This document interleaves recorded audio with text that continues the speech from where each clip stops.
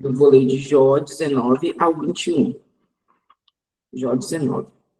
Então Jó respondeu: Até quando vocês continuarão a atormentar-se e esmagar-me com palavras? Vocês já me repreenderam 10 vezes. Não se envergonham de agredir-me? Se é verdade que me desviei, meu erro só interessa a mim. Se de fato vocês se exaltam acima de mim e usam contra mim a minha humilhação, saibam que foi Deus que me tratou mal e me envolveu em sua rede. Se grito é injustiça, não obtenho resposta. Clamo por socorro, todavia não há justiça. Ele bloqueou meu caminho e não consigo passar. Cobriu de trevas as minhas veredas. Despiu-me da minha honra e tirou a coroa de minha cabeça. Ele me arrasa por todos os lados. Enquanto eu não me vou, desarraiga a minha esperança como se arranca uma planta. Sua ira acendeu-se contra mim. Ele me vê como inimigo.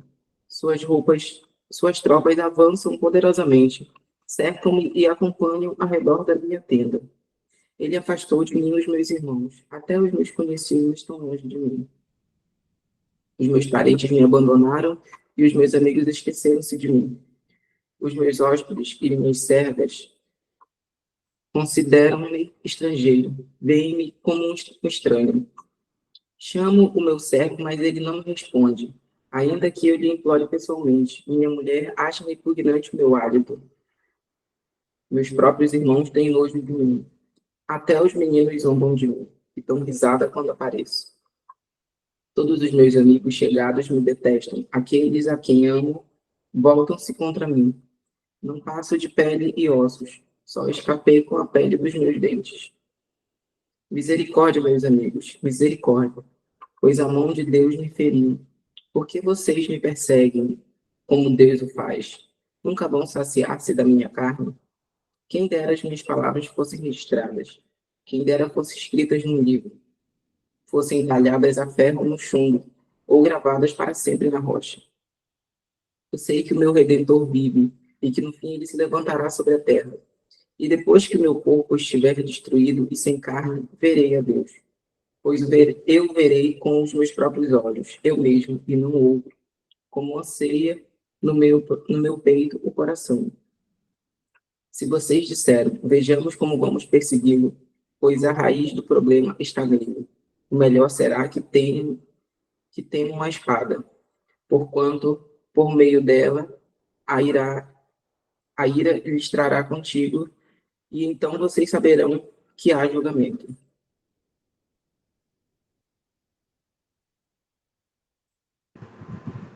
Shalom, shalom. Entrei na página errada, só um minutinho. Jó 20. Então Zofar, de Naamate, respondeu: Agitam-se os meus pensamentos e levam-me a responder porque estou profundamente perturbado.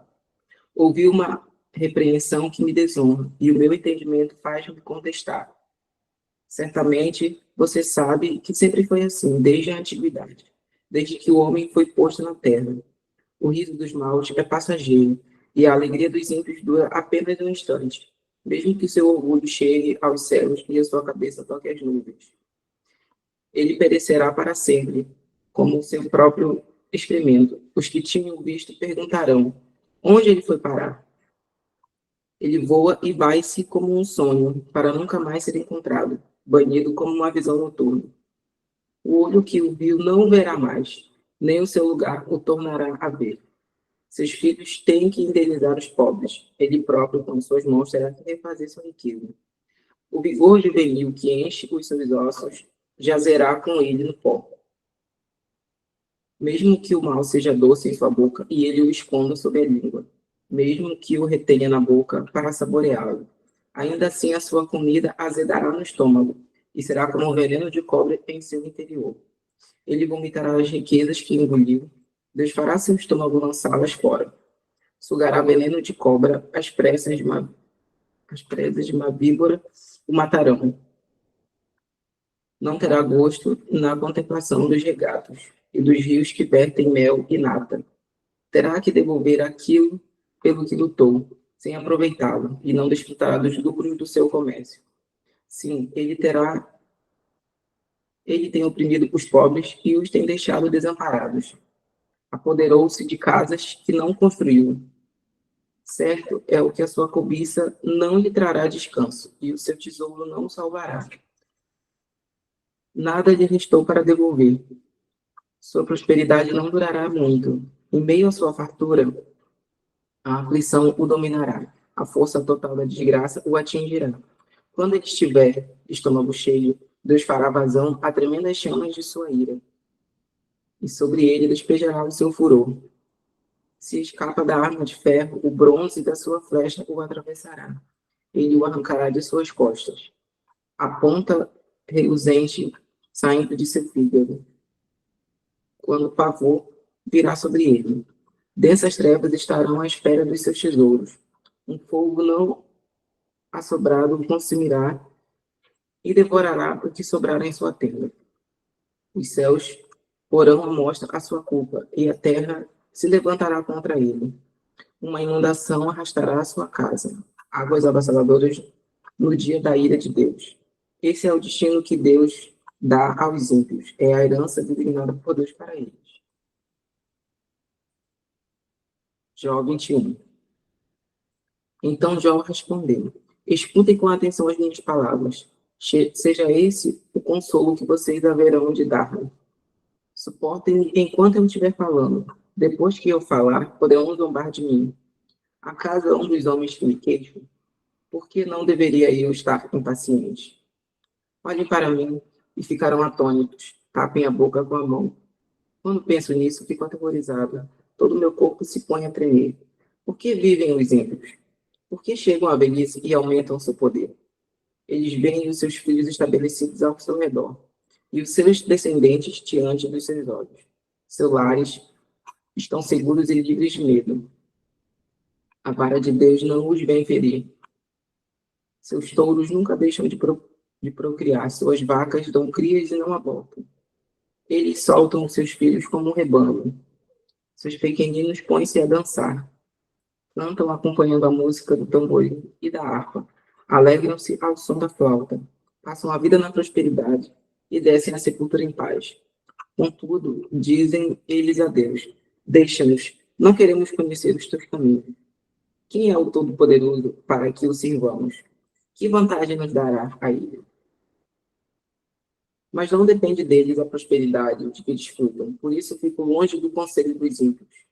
Pois quantas vezes a lâmpada dos ímpios se apaga? Quantas vezes a desgraça cai sobre eles? O destino e sua ira Deus lhes dá.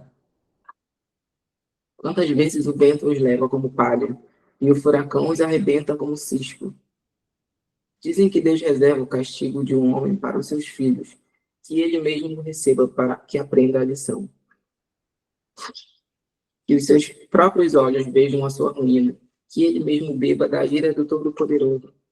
Pois que lhe importará a família que deixa para trás de si quando chegar ao fim os meses que lhe foram destinados? Haverá alguém que o ensine a conhecer a Deus, uma vez que ele julga até os de mais alta posição? Um homem morre em pleno vigor quando se sentia bem e seguro, tendo o corpo nutrido e os olhos cheios de tutano.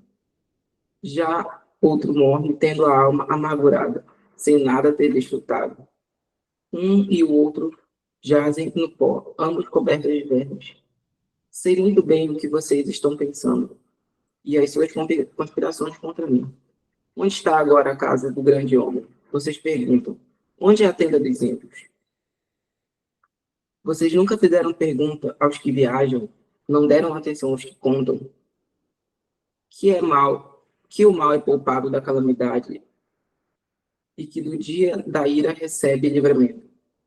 Quem o acusa lançando em rosto a sua conduta? Quem lhe retribui pelo mal que fez? Pois o levam para o túmulo e sobre a sua sepultura se mantém vigilância. Para ele é macio o terreno do vale, todos o seguem, e uma multidão incontrolável o prossegue. Por isso, como podem vocês controlar-me com esses absurdos? O que sobra das suas respostas é pura falsidade. Isaías 2.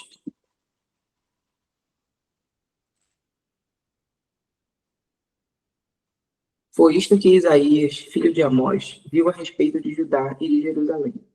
Nos últimos dias, o monte do templo do Senhor, será estabelecido como principal. Será elevado acima das colinas e todas as nações correrão para ele. Virão muitos povos e dirão: venham, subamos ao monte do Senhor, ao templo do Deus de Jacó, para que ele nos ensine seus caminhos e assim andemos em suas veredas. Pois a lei sairá de Sião, de Jerusalém, virá a palavra do Senhor. Ele julgará entre as nações e resolverá contendas de muitos povos. Eles farão de suas espadas arados e de suas lanças foices. Uma nação não mais pegará em armas para atacar uma a outra. Elas jamais tornarão a preparar-se para a guerra. Venha, ó descendente de Jacó, andemos na luz do Senhor. Certamente abandonaste o teu povo, os descendentes de Jacó, porque eles se encheram de superstições dos povos do leste. Praticam adivinhações como os filisteus e fazem acordos com pagãos. Sua terra está cheia de prata e ouro, seus tesouros são incontáveis. Sua terra está cheia de cavalos, seus carros não têm fim. Sua terra está cheia de ídolos.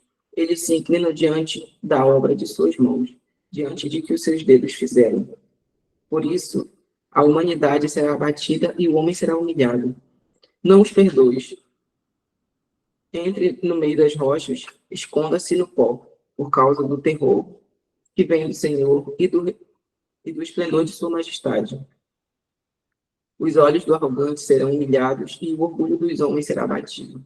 Somente o Senhor será exaltado naquele dia. O Senhor dos exércitos tem um dia reservado para todos os orgulhosos e altivos, para tudo o que é exaltado, para que eles sejam humilhados, para todos os cedros do Líbano, altos e altivos, e todos os carvalhos de Baçã, para todos os montes elevados e todas as colinas altas, para toda torre imponente e todo furo e todo muro fortificado, para todo navio mercante e todo barco de luxo. A arrogância dos homens será abatida e o seu orgulho será humilhado. Somente o Senhor será exaltado naquele dia, e os ídolos desaparecerão por completo. Os homens fugirão para as cavernas das rochas e para os buracos da terra, por causa do terror que vem do Senhor e do esplendor de sua majestade, quando ele se levantar para sacudir a terra. Naquele dia, os homens atirarão aos ratos e aos morcegos ídolos de prata e os ídolos de ouro que fizeram para adorar. Fugirão para as cavernas das rochas e para as brechas dos penhascos, por causa do terror que vem do Senhor e do esplendor de sua majestade, quando ele se levantar para sacudir a terra. Parem de confiar no homem, cuja vida não passa de um sopro em suas narinas. Que valor ele tem? Amém.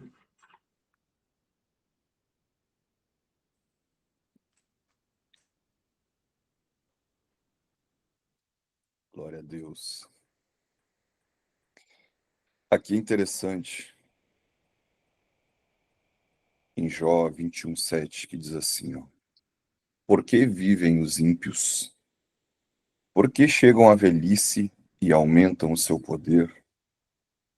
Eles veem os seus filhos estabelecidos ao seu redor, os seus descendentes diante dos seus olhos. Seus lares estão seguros e livres do medo. A vara de Deus não vem os ferir. Seus touros não deixam nunca de procriar, suas vacas dão crias e não abortam. Jó, ele vai fazendo uma pergunta, não aos seus amigos, mas um questionamento de propósito de vida ao próprio Deus. O porquê que aquilo está acontecendo com ele, se ele é tão reto, se ele é tão justo. Então aqui Jó, ele continua se colocando na posição de juiz e continua falando com seus amigos como se ainda estivesse assentado nas portas da cidade julgando as pessoas. Ele faz um questionamento de propósito de vida ao Senhor, como se juiz fosse, questionando as decisões do Senhor de quem prospera e quem não prospera, quem tem os seus filhos ao redor e quem não tem. O que Jó não entende é que o seu orgulho havia o cegado e tirado a visão do verdadeiro propósito que Deus tinha para ele.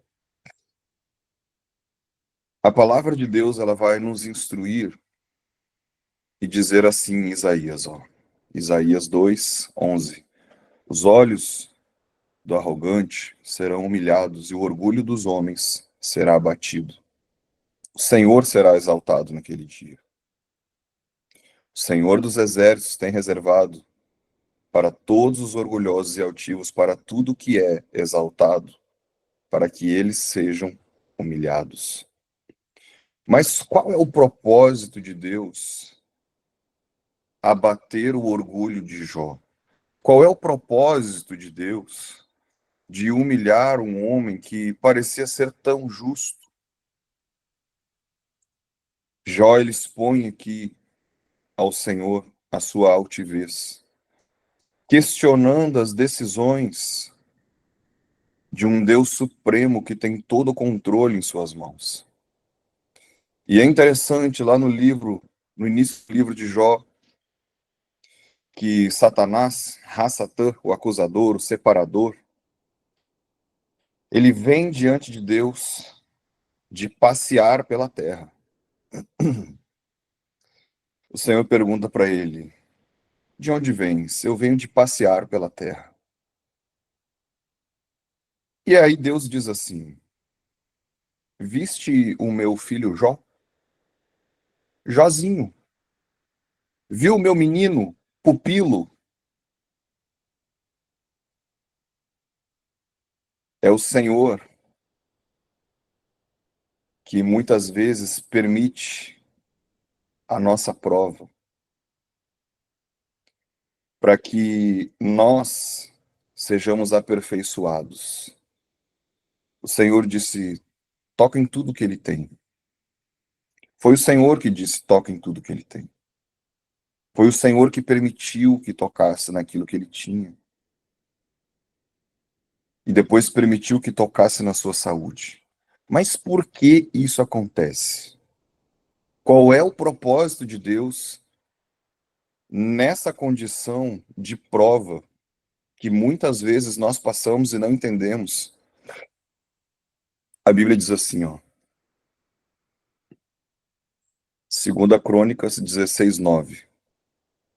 Porque quanto ao Senhor, os seus olhos passeiam por toda a terra para mostrar-se forte para com aqueles cujo coração é totalmente dele. Entenda que Deus procura alguém que seja fiel a ele para o fortalecer e o aperfeiçoar, para cumprir um propósito maior. Meu Deus. Muitas vezes a gente acha que está sendo provado injustamente, mas Deus está nos purificando. Está tirando o nosso orgulho, está tirando o nosso medo. Jó disse assim: o medo que eu tinha, aquilo que eu temia me aconteceu. Ele não tinha só um medo de perder o que tinha, de perder a sua reputação. Ele não tinha só um medo de não conhecer a Deus. Ele não tinha um medo de lhe ser imputado pecado, mas ele também era orgulhoso. Ele também queria decidir o destino dele, o destino dos seus filhos e o destino das pessoas. E quantos de nós, muitas vezes, não temos sido assim? Eu acho que da minha maneira é melhor. Deus diz para a gente ir pela direita. Não, mas eu acho que ir pela esquerda é melhor. Com certeza é menos dolorido, mas Deus está vendo lá na frente. A gente está vendo aqui e agora. Estamos querendo colocar Deus numa posição de criatura e não de supremo criador. Jó, ele não tinha a intimidade necessária com o Senhor para desenvolver todo o propósito descrito para ele no céu. O que eu quero dizer com isso hoje? A Bíblia diz assim, Salmos 101,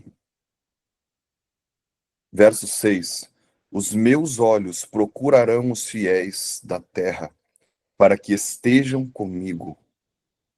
O que anda num caminho reto, esse me servirá. O que usa de engano não ficará dentro da minha casa. O que profere mentiras não estará firme perante os meus olhos. Pela manhã destruirei os ímpios da terra, para desarraigar da cidade do Senhor todos os que praticam a iniquidade. O Senhor, ele passa os olhos por toda a terra para fortalecer aqueles que são retos para com ele, aqueles que são fiéis para com ele. Então, se hoje você tem passado uma prova como Jó passou, saiba que Deus está te aperfeiçoando para quê? Para que você consiga ver o propósito de Deus lá na frente, lá no alvo. Porque hoje você enxerga só metade do caminho. Hoje você enxerga os filhos que você tem, o marido que você tem, a esposa que você tem, o emprego que você tem, o carro que você tem, o status onde você chegou, talvez o ministério onde você chegou. Mas Deus, ele tem muito mais. Deus, ele quer perpetuar um legado através da tua vida. Esta madrugada Deus ministrava sobre Jó. Depois da oração da madrugada, ele falava comigo, filho, as pessoas, eles querem desfrutar do prazer de estar comigo, mas não querem intimidade. As pessoas muitas vezes querem o carro que Deus pode dar, o marido que Deus pode dar, o ministério que Deus pode dar, os dons que Deus pode dar. Mas eles não querem intimidade.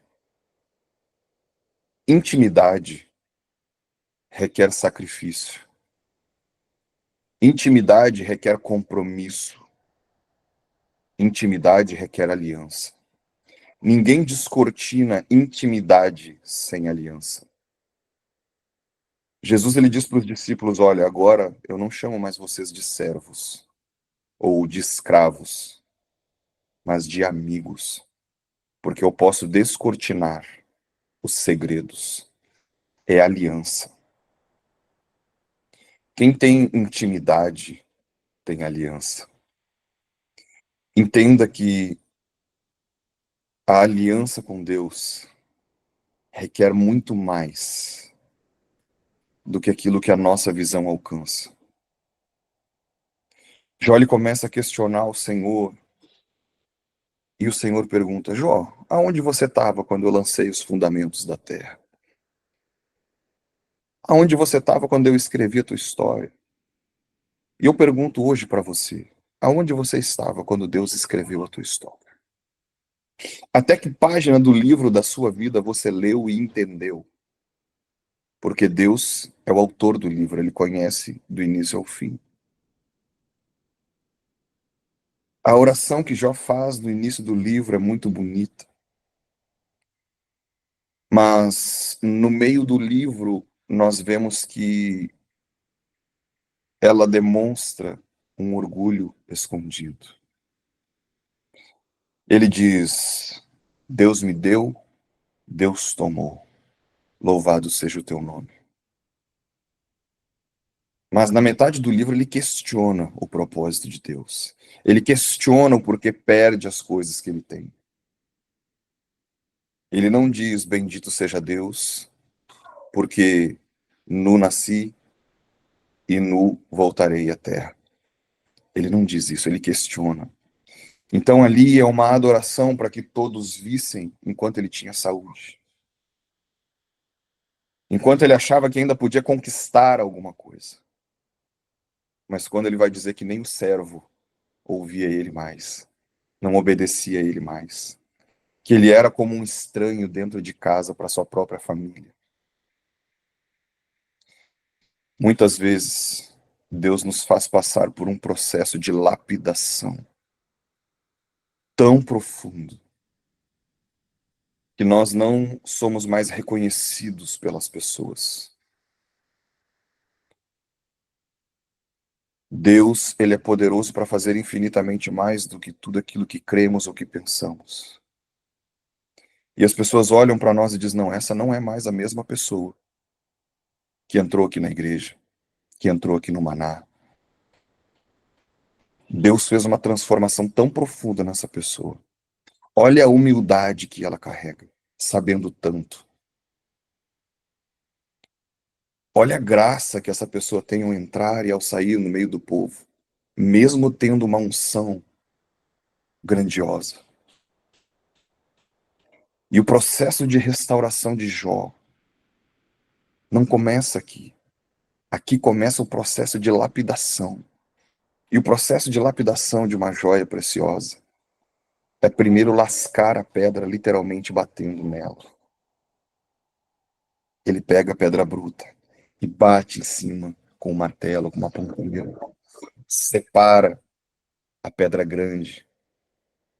Muitas vezes a pedra pequenininha, ela sobra, mas sem ranhuras, sem bolhas, sem defeitos. Ela passa por um processo de lixar, depois de polir, para que depois o brilho da glória apareça. Para que depois a pessoa olhe e diga, olha, isso aqui tem um valor inestimável. E assim Deus escreve a nossa história. Deus, ele olha o final do livro como nós sendo joias preciosas aos seus olhos. E justamente Deus tem procurado você, os fiéis da terra, os verdadeiros adoradores que adoram no Espírito em verdade, para fortalecer, sim, para lapidar também, para que você consiga abrir os teus olhos e entender todo o processo do Senhor, para que Ele possa te colocar nos lugares altos e você suportar a glória que virá sobre ti e não se desviar. Para que quando você abrir a tua boca, você tenha autoridade para dizer, eu passei, eu venci, porque Deus me sustentou, Ele transformou a minha vida e transforma a tua. Eu conheço um Deus real, um Deus que me levantou da sepultura. Você vai ter autoridade para dizer, se Deus fez na minha vida, Ele pode fazer na tua. Esse é o propósito de Deus na vida de Jó. Esse é o segredo que Deus descortina ali no final do livro, e aqui no meio ninguém enxerga, nem Jó. Eu quero dizer para você que Deus, ele está lapidando você para receber coisas maiores. Apenas diga ao Senhor, eis-me aqui. Adore ao Senhor. Não questionando como fez Jó. Adore ao Senhor. Ele é digno de louvor. Ele é digno de honra. Ele vê todas as coisas. Ele diz, antes que você fosse formado no ventre da tua mãe, preste atenção, antes que sequer você viesse à terra, o teu espírito já tinha sido formado por Deus no céu. Deus já tinha escrito toda a tua história. Ele já tinha te conhecido antes mesmo de você vir à terra, para cumprir um propósito de glória para o nome dele. Que o Senhor te abençoe. Shalom, shalom.